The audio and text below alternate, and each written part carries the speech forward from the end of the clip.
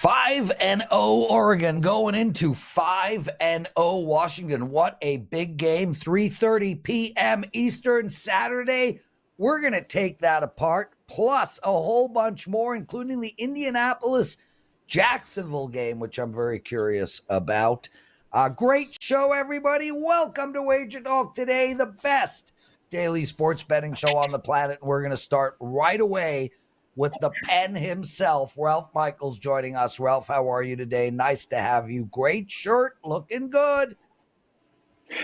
Yeah, Prez, you said it. That Pac-12 game, we're not used to having the Pac-12 have the entire world watching them.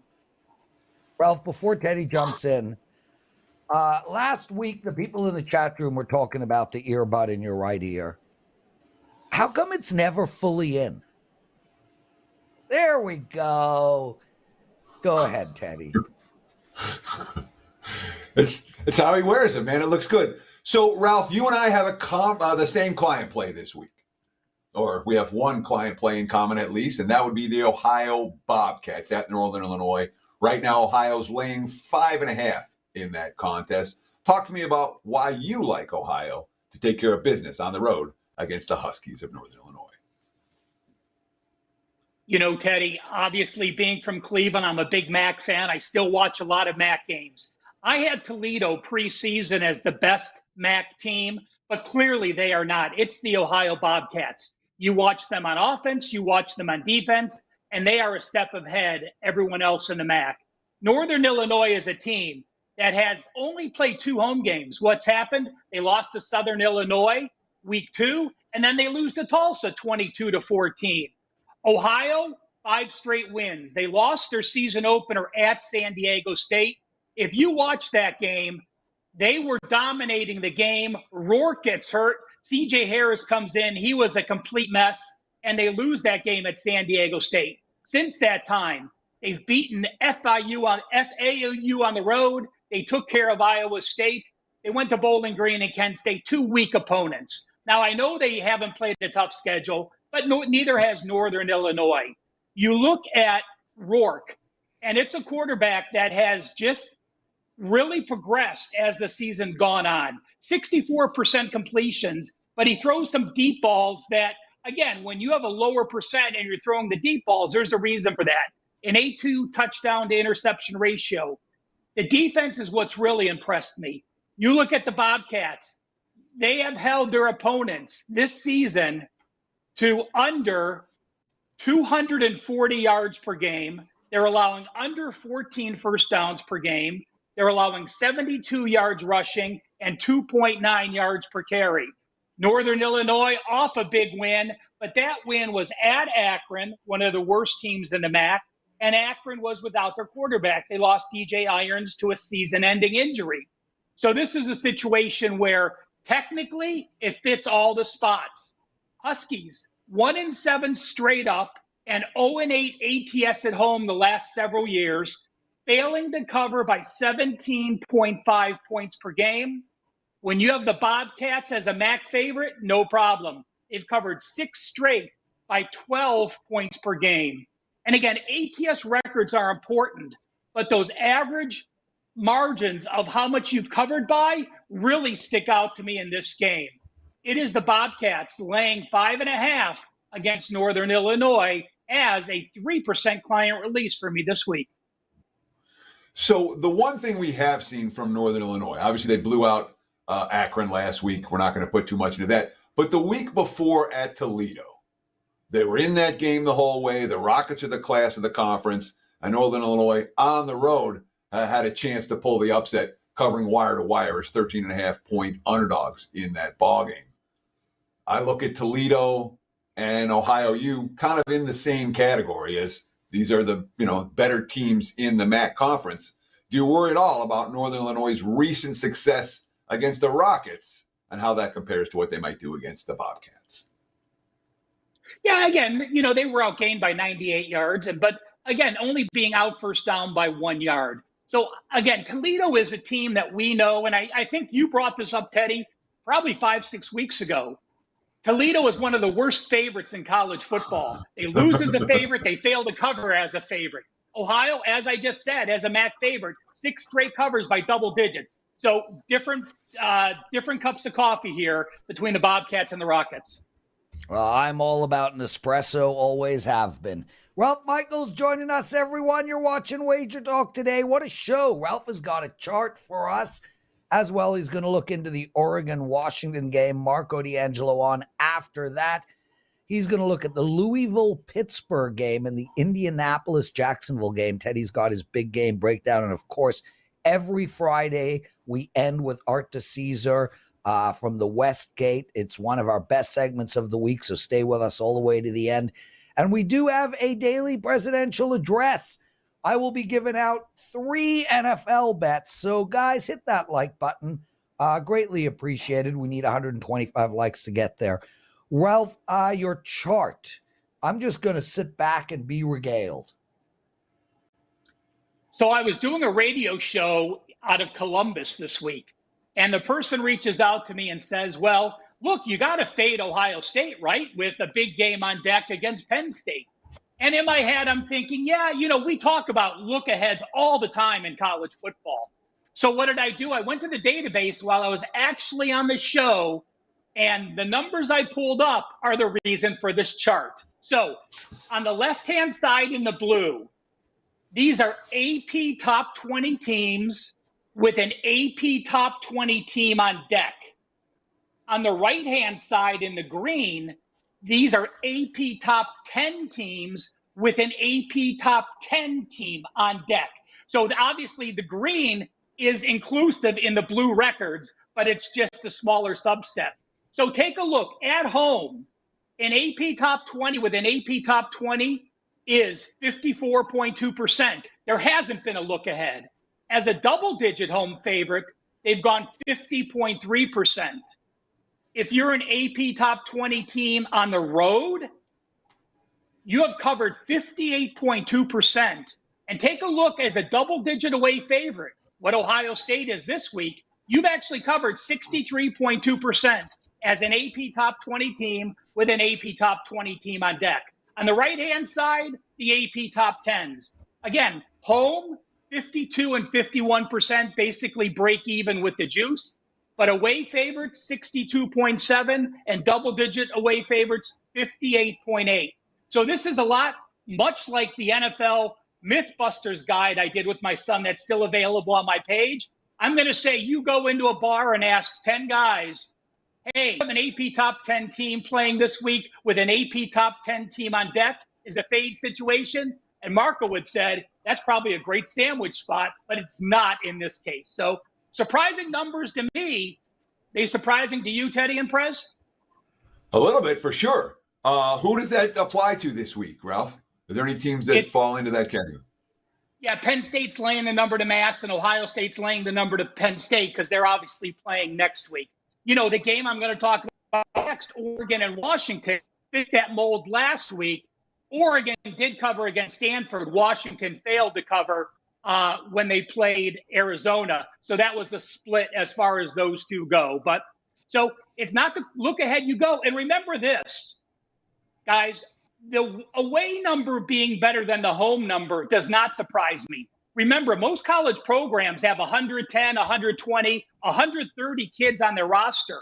When you travel, you can only take anywhere between 72 and I think 76 players on the road, depending on which conference you play for. So when you go on the road, you can only play your first string, your second string, and maybe some third string. If you have a blowout game at home, you may get so far into the bench that those guys don't see any other action. A big difference when playing away favorites versus home favorites in that role. Ralph Michaels joining us. Ralph, let's get into the big game, brother. Oregon +3 going into Washington.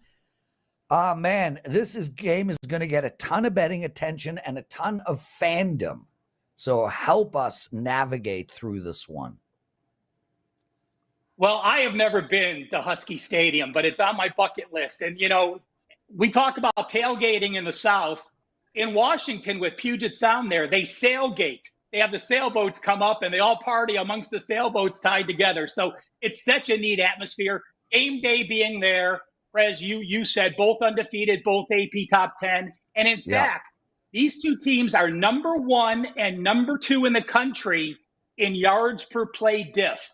Oregon is plus 4.1 yards per play on the season. Those numbers are astronomical. Obviously, it's because they played one of the weakest schedules. Their strength of schedule is about 100.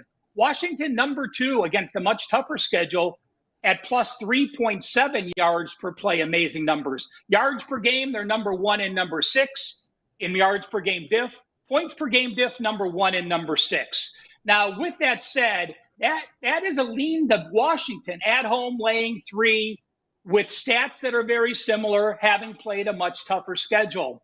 But I look at this and I think Oregon has more experience in this role. I was shocked to read that this is the Huskies' first home sellout since the 2019 Apple Cup. So there's newness here. There's new excitement. There's game day. I look at Oregon, and again, Bo Nix has been there, done there. Michael Penix has done an incredible job. And just to throw out some wow numbers, Michael Penix, 75%, a 16-2 ratio. Bo Nix, 80.4% completions with a 15-1 ratio. That's why they're 2 of the top 3 Heismans. But the reason I'm leaning with Oregon here, plus the points, my power ratings have the game pick. I'm getting plus 3. That's an edge making me look at the Ducks. Plus the Ducks can run the ball. Oregon is a team that rushes for 32 carries per game, averaging over 224 yards per carry and 7.0 yards per carry. That allowed Bo Nix much more time, much more flexibility. They've only been sacked 3 times on the season. And the defense has come up. Yes, they've only played Hawaii, Colorado, and Stanford, but they have held each of their last 3 opponents to a season low. So if you're playing a bad opponent and hold them to a season low, that's still a positive check mark. And in fact, they've held 4 of their 5 opponents to a season low. So more balanced. They can run the ball better. I give them a slight edge on defense. And the better team that's accustomed to playing in the big stage, been there, done that, I do like Oregon plus the points in this situation. So I want to talk about strength of schedule because you said something that really stood out to me. Your numbers say Washington has played the tougher schedule this year, the much tougher schedule, correct? Yeah. There's a couple sites I use. I use Sagarin and I use Team Rankings and a couple other, and I just do a variance. So to give you an idea, Oregon's about 100. Washington's in the 30 range as far as strength of schedule goes. So yes, much tougher schedule. And to me, that baffles go ahead, me. Teddy. Because I look at the teams that they've played. Washington's played Boise, mediocre at best. Tulsa, they're not good. Michigan State's not good. Cal's not good. And Arizona's not good. They haven't played a good team yet. Oregon at Texas Tech, that's as good as anyone Washington's played, if not better. Colorado, that's as good as anyone's Washington played, if not better. And then they have the Stanfords and Hawaii's and Portland States of the world, which drags it down. But from a strength of schedule standpoint, you tell me there's 70 points difference between these two teams in strength of schedule. My eye test says Oregon might have played the tougher schedule. What do you think? I think you're probably right. I mean, you look at Washington, on the road Michigan State, on the road Arizona, Stanford and Texas State. So slight edge. You said Texas Tech's the best team, but going to Michigan State, we didn't know how bad they were at that point when they played them because it happened after the fact. And then you have the Arizona. You have the Arizona factor. I think it's Portland State and Hawaii that's pulling them down that much. And again, These aren't my numbers. I don't do a strength of schedule, and I share the numbers with you because they're public numbers, but they're much different than like I said, I have the game pick, and I look at. It's more important to me, Teddy, to look at what those teams did relative to the average that they are for the year. And in that respect, Oregon is the number 1 team. Their offense is number 13, gaining more yards than their opponents allow on average, and they're number 9 on defense, holding those foes to 101 yards less than. So I can agree with you. Do I think Washington played a slightly better? I do, just because there's no FCS and there's no home game against Hawaii. but I understand your point, and it's a very fair point. And that's why I use several strength of schedules and not get locked into one number that you think, oh my God, this person ranked the game this way. Yeah. So I've thought about doing my own based on my power ratings each week, but I don't put that much stock into it. You know, maybe when you start MAC games, it means much more to me because there's some MAC teams that have played 3 BCS teams and there's some MAC teams that have played 1. When you're looking at year-to-date stats early in the conference schedule, I think you have to look at strength of schedules for the group of 5 teams much more than Power 5 teams. Ralph Michaels, Ralph, what do you have to promote? Well, I'm just going to say this again, guys. Head to my homepage, download the free WagerTalk Bet on It TNA guide. Started it a few weeks ago. Every system and angle I broke down with Kelly in both college football and the NFL is listed in the guide. It has the ATS records. It has the teams it applies to. Plus, it has Jeff Streakers in both college football and the NFL. And by the way, Vanderbilt's still perfect. 0-7 ATS and 7-0 to the over. And I did a tweet on this earlier this week. If you started with a $100 parlay fading Vanderbilt and the over week 1 and you let it ride, you are now up $783,000 starting with a $100 parlay week 1. Minus the fact that you can't get those bets down, but well said. Excellent stuff, Ralph. Ralph Michaels, everybody. Teddy. So a friend of mine was telling me that their nephew, who's like 20, made $200,000 in the last few months hedging NFL bets. I'm like, you would have to start with like $1 million or more. You can't make that type of money hedging NFL bets or hedging any bets. And that is why guys, be careful on all these social media sites. Just be careful, man. It's super easy to Photoshop betting slips on 16-team parlays and call yourself Marco, not Marco D'Angelo. There's another guy named Marco. Anyway, be careful. Teddy, before we get into what did bettors learn, I want to mention I had one of those nights for the ages. I went 1-5, and I easily could have gone 6-0. Have you ever been in that situation where all 5 bets could have won? I had the over in the Philadelphia-Columbus game. I missed it by 1 goal. I had Dallas in regulation. They won in overtime. I had Pacheco rushing. He missed by one attempt, 1 carry. It was just amazing. You just scratch your head like, oh my God, like a 6-0 night just went 1-5 fast. Anyway, I wanted to get that off my chest. I actually find venting about this stuff to be what's the word? Medicine. It makes me feel better. So what did you learn in the wonderful world of sports betting last night? We got to talk a little baseball. Today's a football Friday, but what's happening in baseball right now is worthy of note. They've done a lot of stuff right. I like the pitch clock. I believe in the ghost runner and extra innings. Shorten the games. Nobody wants 18-inning games, et cetera, et cetera. The new playoff format, well, not so much.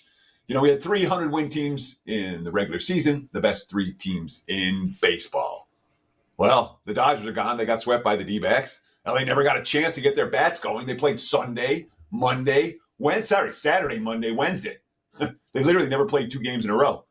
Last night, the Braves, the best team in baseball all year, they lost 3-1 to the Phillies. They were lucky to get the 1. The Rangers smashed the Orioles. The only team who had the week off to survive was the Astros, and they were lucky because they got to face a Twins team that can't beat anyone from the U.S. in the postseason, and clearly the weakest team still standing.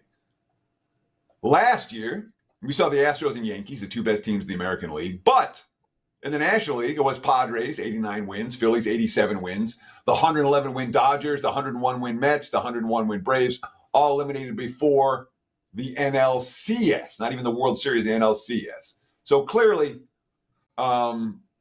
I've got to say the new playoff baseball format I got to say it isn't working because the best teams aren't surviving and advancing.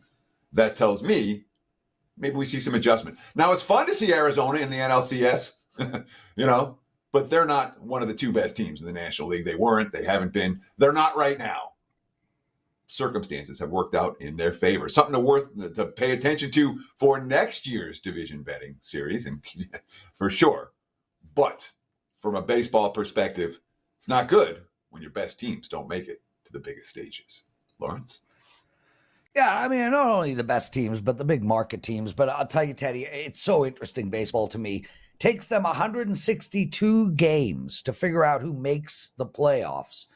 And then it's best out of 3 in the wild card, best out of 5 in the next. Like, I mean, ass backwards. Like, come on, guys. Like, get rid of, you don't need 162 teams.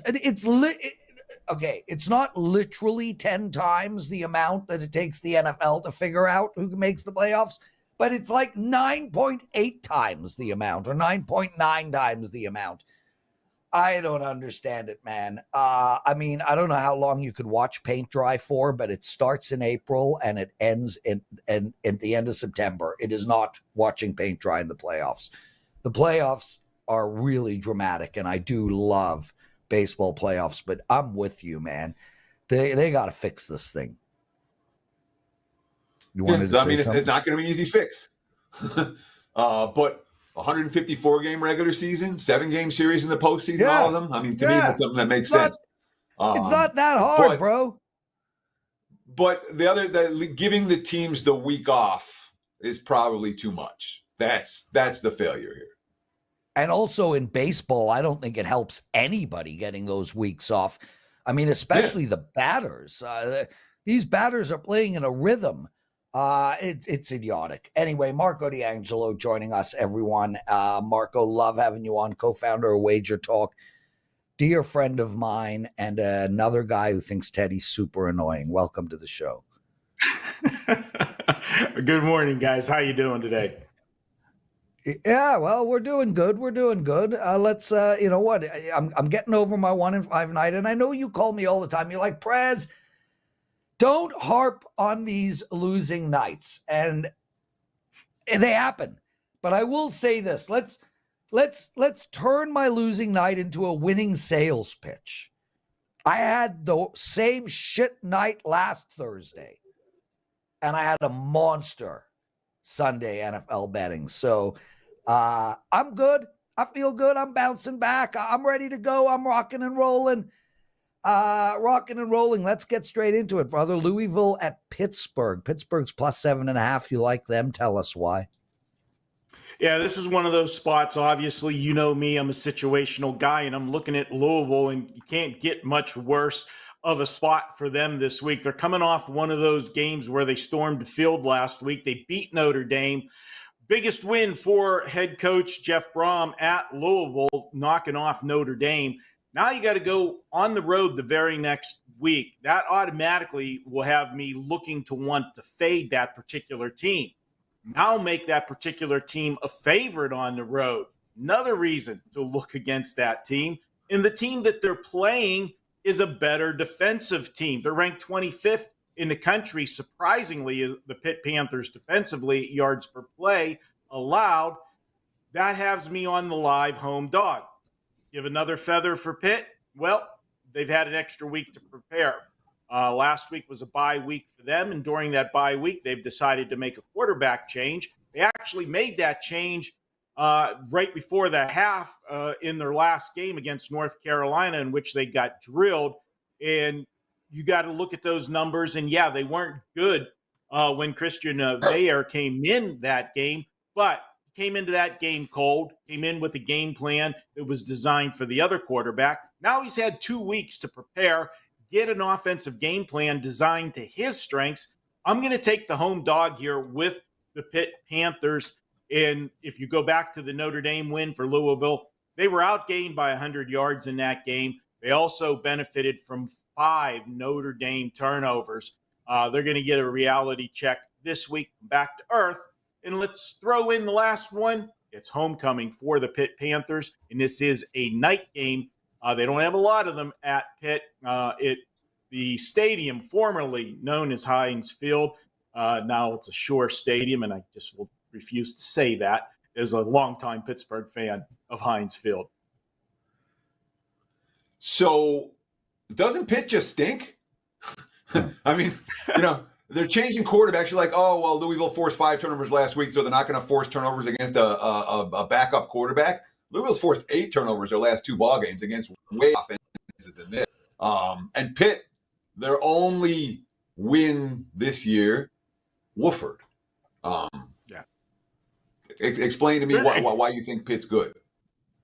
Well, the situation, one, obviously, Teddy, it's the situation for Louisville. I'm looking for a huge flat spot. Teams that, storm the field after a game. We talk about it in basketball when you have them, storm the court. We circle those type of plays. And as far as Pitt goes, you're absolutely right. Their offense has been absolutely horrid. So it can't be really any worse now, but we've had 2 weeks to prepare for it. And when I pointed out how good their defense has played, they're still 25th in the nation yards per play. Think about how long that defense has been on the field, because the Pitt offense can't stay on the field. If Pitt gets any kind of offense going in this game with that defense getting over a touchdown from a team that should be in a flat spot, I'll go ahead and take my chances with that. And then, like I said, throw in the atmosphere, home dog, homecoming, night game at Pitt, which they don't have a lot of those. I'm taking this spot and the inflated line. Marco D'Angelo joining us, everyone. And speaking of joining us, Teddy, your wife is in the chat room. She's going under the name Anthony Marquez. And she writes, Teddy is the voice of reason. Thank you, my brother. I love listening to your analysis. Your common sense guy. Go, Teddy. You might get some action tonight, bro. How much you pay her to come in and change her name and everything? I'm smiling this morning, dude. I already got some action this morning. All good. Thank you. Nobody appreciate the comment. Wow, dude, a morning action guy. I'm well past that. Just let me freaking sleep, man. I'm an old freaking man. Marco D, Indianapolis, Jacksonville. I get the follow-up question here. How are you betting this game? Well, guys, whenever I do the show Bet on It, I have a segment where I'll either use a sandwich game or a trap game. This was my trap game, and I'll tell you why. We're looking at Jacksonville that right now everybody's going to look and say, oh, hey, they won 2 in a row. This is the Jacksonville that we all thought we were going to see all season long. They were going to run away with this division because they won 2 games. Well, let's look at those 2 games in a row that they won, which both happened to be in London. That first game, they played the Atlanta Falcons. You had a team with a young quarterback, Desmond Ridder, traveling to London. That's always a tough experience for teams. But hey, who's the best team at traveling to London? Hey, it is your Jacksonville Jaguars. They take this trip across the pond every year. Not only do they do it every year, this year they got to play 2 over there. So advantage to Jacksonville in that first game, an even bigger advantage to Jacksonville in the second game they played. They played the Buffalo Bills, and you said, what do you mean? Buffalo's one of the best teams in the AFC. They are. But what a horrible spot Buffalo was in last week. I was on Jacksonville. I know everybody that was a sharp was on Jacksonville last week. Buffalo was coming off their game of the year, an absolute must-win game in week 4. Yes, I did say must-win game in week 4. And they beat the Miami Dolphins and then had to travel to London to play a team that was sitting there already, acclimated to the surroundings. Now you've got Jacksonville returning home. I don't care how used you are to it. That's a negative coming back from London. And let's look at this line. The line is 4. This is a second meeting already. They already beat Indianapolis. When did they beat them? Week 1 in Indianapolis. And what was the line? They were a 3.5-point favorite on the road, and they won by 10. Now they're at home, and they're only laying 4. What's that smell? Something smells very fishy here, and they're begging you to take Jacksonville. In that first game, yes, it was Anthony Richardson, the rookie. It's not Anthony Richardson. We're going to get Gardner Minshew. Does that name sound familiar in Jacksonville lore? Yeah, he was your quarterback until somebody named Trevor Lawrence came along. You think he's going to be pumped up for this one? Give me Indianapolis plus the points. One of the little angles I've always liked over the years is in the second meetings in the NFL. I know there's always going to be somebody in revenge from the first one, but I like taking road dogs that lost the first meeting at home. Generally, it's easier for that home team to look past you because they already beat you. I know this is a division game and they both have the same record. So it is for first place. So they shouldn't take them, look past them. But then that goes back to what I said at the beginning. Why is this line only -4? I'll go ahead and take Indianapolis plus the 4 points here. I'm going to call for the outright upset, 24-23.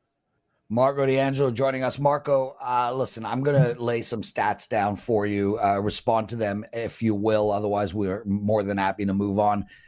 I was looking at Indianapolis too. I did a deep dive into this game, and now I'm off of Indianapolis. Bottom line here, Jags are 14-2-1 since 2015 against the Colts. They own this team. Minshew has faced 7 teams above 500 in his career. He is 1-6 straight up, 2-5 ATS. I'm not buying what you're selling here. Owning teams, we saw it with Kansas City last night. Everyone, all the sharp guys like Denver.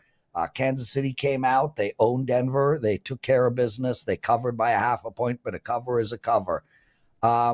Is this Indianapolis-Jacksonville game, are you betting Indianapolis, or is this just an opinion? This is going to be a client play.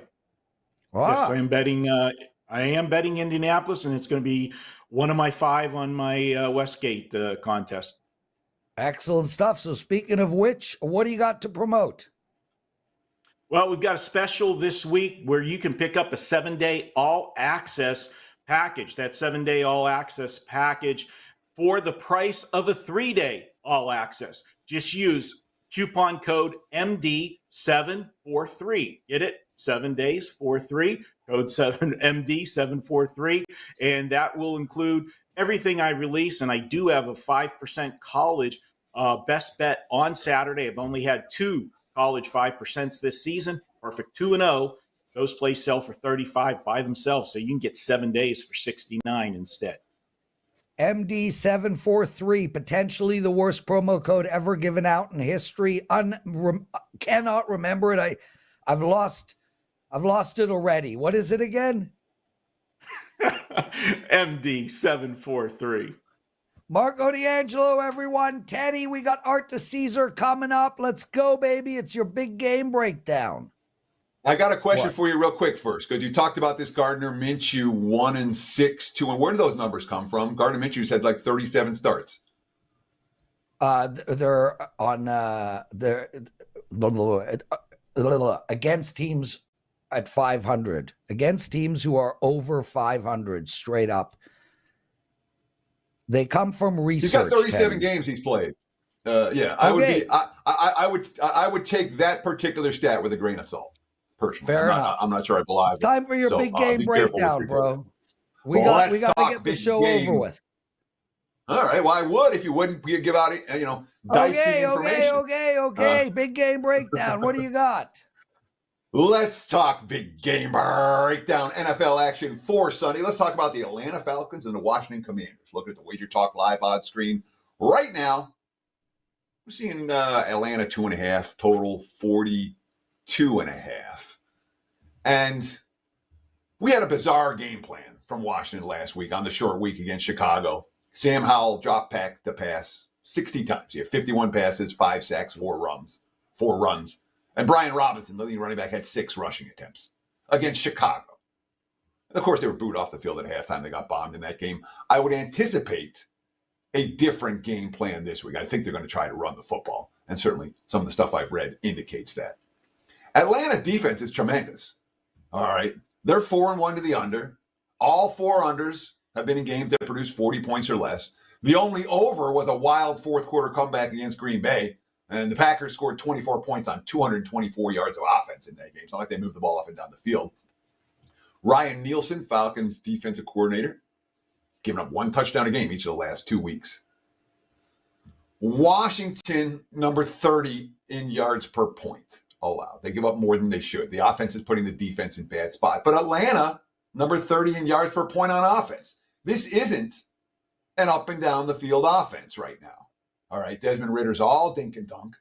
And Washington, even though we've had some issues with the back seven so far for the Commanders, Washington's front four is likely to be able to dominate the run of the line of scrimmage. So Ritter's going to have to dink and dunk here. Howell's going to have to dink and dunk here. I think both teams are going to try to run the football. This is not going to be a game with explosive plays all over the field. I know the Commanders' defense has been vulnerable to that, but Atlanta's offense, not the type of offense to take advantage. Expect a relatively low-scoring game in the Georgia Dome on Sunday. Look for the Falcons and Commanders stay under 42.5. There's your big game breakdown. Back to you, Mr. Prez. Teddy, we are totally aligned on that, on this game. Great breakdown. I couldn't agree with you more. Guys, we're at 95 likes, 340 of you in the chat room. Please, if you don't mind, take a minute and hit that like button. 30 more likes, and I'll give out 3 NFL bets that I am making this weekend. Art DiCesare joining us. Art, we love having you on Fridays, man. So great to see you. Welcome to the show. Gentlemen, it's a pleasure to be here always, to spend my early mornings on Fridays with you guys. I love it. Teddy? So real quick, I want to ask about baseball. We're not going to talk baseball, but the fact that all the underdogs are winning all the series in MLB, basically, is that a shocker for you? Have you guys won money in the playoffs, lost money in the playoffs? What are we expecting moving forward? We've done well on series. You know, obviously everyone's loading up on the Dodgers. Everyone's loading up on the Braves. A lot of people were parlaying series as well. So, you know, we kind of wanted to avoid, kind of have one of the big favorites go out and a bunch of them go out. But, yeah, we're sitting there now with Houston minus 140 against Texas in the ALCS. And we have the Phillies minus 185 in the NLCS.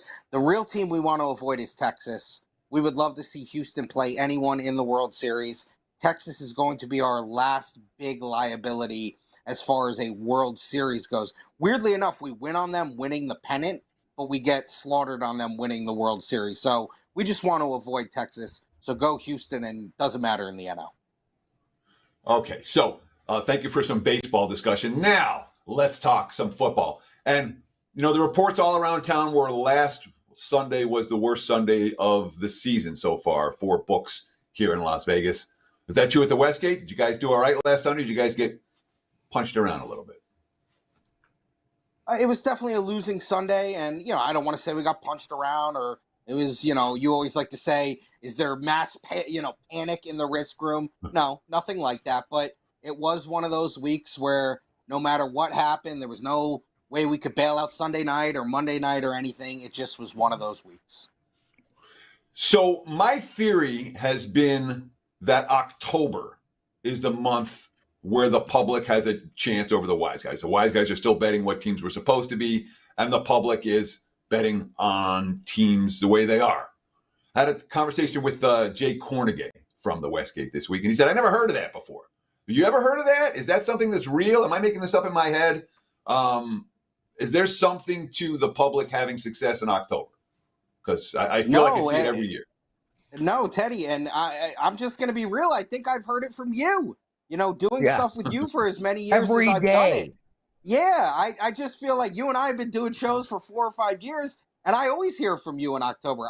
And it feels like that happens. It feels like there is a week or two in October where it happens. And it obviously happened last week in October. So I think there's probably something real to that. I think wise guys and sharp guys hold on to their numbers and hold on to their opinions maybe a little bit longer and feel, we are sharp bettors. We are professional bettors. We're going to hold on. And then maybe they start to adjust a week or two after they probably should have adjusted. So I don't think there's anything crazy about that. I think it makes a lot of sense. Art DiCesare joining us, everyone. Art, let's talk NFL as far as help. Okay, just help, because I'm speaking to a lot of professional bettors. As I do, I'm one of the co-owners of WagerTalk, and I have access to everybody. this looks like a tough week. So I'm personally asking for help, and our listeners would like to know, what games should we bet? What are you hearing? Anybody you respect on something? Give us the goods. Yeah, I'm with you, Prez. This is kind of a tough week, but I'll start with the game in London. Ravens at the Titans. Titans are technically the home team, so it's them at the Titans, but the game is in London. Sharp players want to take the Ravens because the Titans are really no good outside of Tennessee. They usually play well at home. Obviously, this is a home game, but it's not in Tennessee. It's in London. Ravens haven't been that great about, covering spreads, but we've seen that number creep up. We're now at 4.5, so Raven money has come in. Minnesota-Chicago is interesting because I think sharp players want to take Chicago at some point, feeling like they can fade Minnesota. We're at 3 now. We haven't seen the buy yet on Chicago, but obviously the public, despite Jefferson being out, they're going to lay the number with Minnesota. They don't care what they just saw from Chicago beating up on Washington. So Minnesota's going to be that type of thing. Cowboys Chargers interesting on Monday night. We've kind of seen, action on both sides. Totals really shot up. It's 48.5, now 51. So really buried to the over in that game. Saw some sharp money on the Jets at +7. We've moved to Eagles -6.5. There are a couple of spots this week with some 7-point teams, like the Rams, like the Eagles, where they're going to be very popular teaser plays. Eagles will probably be the number one popular teaser play. Obviously, San Francisco's not in that role anymore because that number shot all the way up to 10. But you did see some Jet money. And then a game that's a little bit under the radar is Saints at Texans. And we've seen sharps on both sides. Early in the week, they took the Texans at +2.5, got all the way down to New Orleans -1. Saw some buy on New Orleans, now at New Orleans -2. So sharps on both sides of that game. So what's the one game that's on all the parlay cards this week, or one or two games that's on all the parlay cards this week? If you're looking at parlay liability, what are you guys really going to be rooting against? Yeah, I think the Eagles could fall into that. I think the Eagles will be very popular in the parlay cards. I also think a team that probably will get some love as a dog, and I don't think it's the right side, is Arizona. People have looked at Arizona, and they don't have their running back, Connor, and Connor's been great, but people like to take Arizona because they've been good against the number.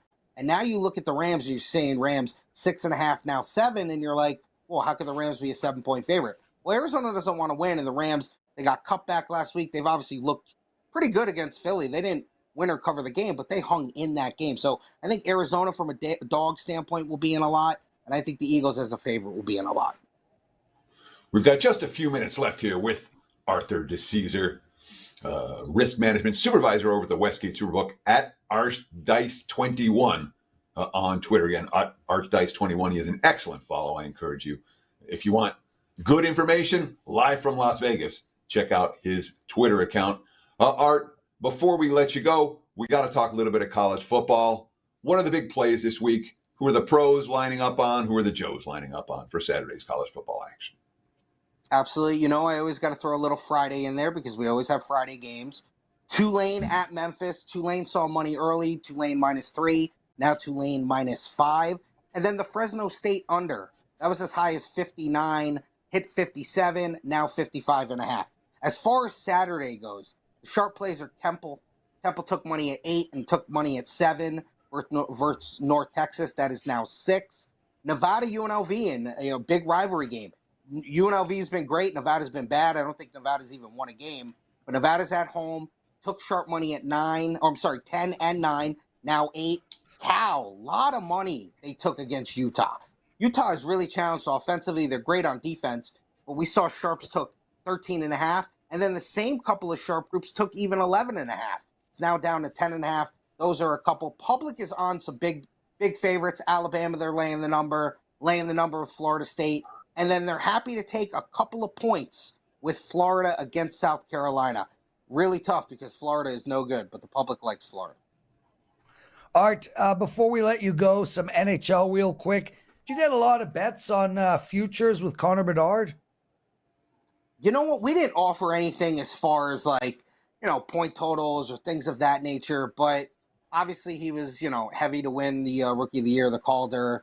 You're gonna see a couple of bets sprinkled on him to win the Hart Trophy. But, where Chicago took money, and it's probably the Bedard effect is, took a shot on them, maybe plus money to make the playoffs, take over their point total, things of that nature. So that's more of the Bedard effect. And then you've seen in the first couple of games, after they won or, played pretty well opening night, or what was it? They won opening night, and then they played Boston. You saw them take money against Boston. So Bedard is going to be interesting to watch all year and how people bet the Blackhawks. Art DiCesare, what do you got to promote, brother?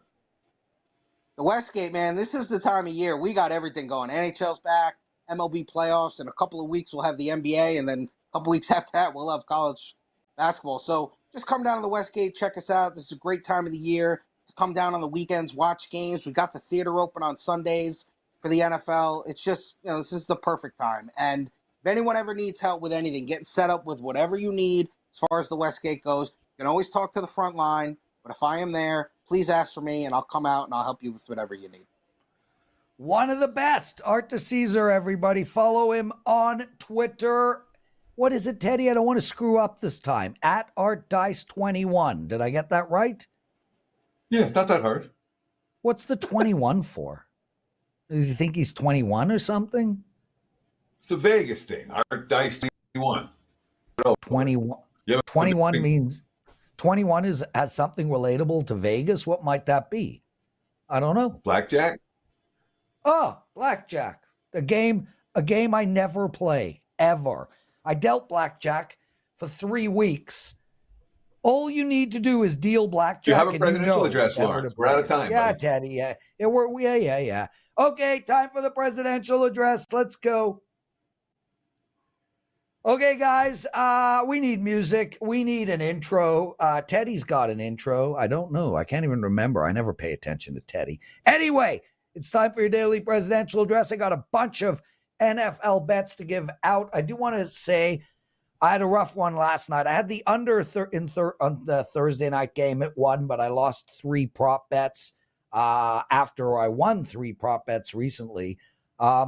But I did the same thing last Thursday, and I'm going to have a big Sunday, guys. I'll have at least 7 plays up, so check that out. I got 2 college football plays up tonight as well over at WagerTalk.